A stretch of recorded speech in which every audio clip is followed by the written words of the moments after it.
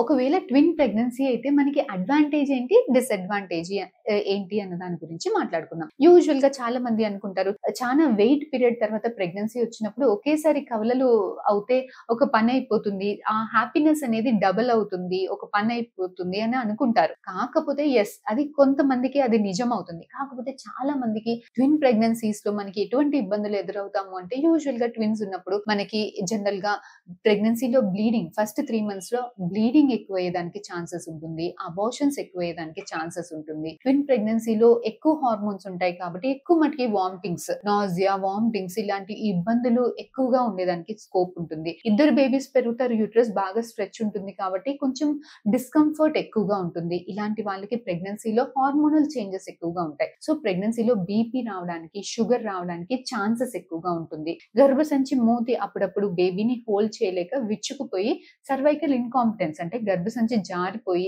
Babies ముందే డెలివరీలు అయిపోవడము, 5th మంత్, 6th మంత్‌లో డెలివరీ అయిపోవడము, బేబీస్ మనకి దక్కకపోవడము, లేదా 7th, 8th మంత్‌లో ప్రీటర్మ్ డెలివరీస్ అంటారు. అంటే కొంచెం ముందే డెలివరీ అయినప్పుడు మనకి బేబీస్ వెయిట్ చిన్నగా ఉన్నప్పుడు బేబీస్‌ని ఎన్ఐసీలో పెట్టుకోవడానికి, అద్దంలో పెట్టుకోవడానికి అవకాశాలు ఎక్కువగా ఉంటాయి. సో ఇలా లో బర్త్ వెయిట్ బేబీస్ పుట్టినప్పుడు ఎన్ఐసీలో బాక్స్‌లో పెట్టుకోవాల్సింది ఉంటది. బేబీస్ చిన్నగా ఉంటాయి కాబట్టి హెల్త్ ఇష్యూస్ ఎక్కువగా ఉండేదానికి స్కోప్స్ ఎక్కువగా ఉంటాయి. ప్లస్ ఎప్పుడైనా కూడా ట్విన్ డెలివరీస్‌లో సిజేరియన్ సెక్షన్ చేసేదానికి ఛాన్సెస్ ఎక్కువగా, రిస్క్ ఎక్కువగా ఉంటుంది. సో అదే కాకుండా పుట్టినాక కూడా బేబీస్ కొంచెం లో బర్త్ వెయిట్‌లో పుడతారు కాబట్టి పుట్టాక డెలివరీ అయిన తర్వాత బేబీస్ పెరుగుతున్నప్పుడు కూడా వాళ్ళకి హెల్త్ ఇష్యూస్ ఎక్కువగా వచ్చేదానికి, లో బర్త్ వెయిట్ ఉంటారు కాబట్టి హెల్త్ ఇష్యూస్ ఎక్కువగా వచ్చేదానికి స్కోప్ అనేది ఎక్కువగా ఉంటుంది. ప్లస్ ఇద్దరు బేబీస్‌ని పెంచడం, హ్యాండిల్ చేయడము మీకు మీ ఫ్యామిలీలో వాళ్ళకి కూడా చాలా ఇబ్బందులు ఉంటుంది.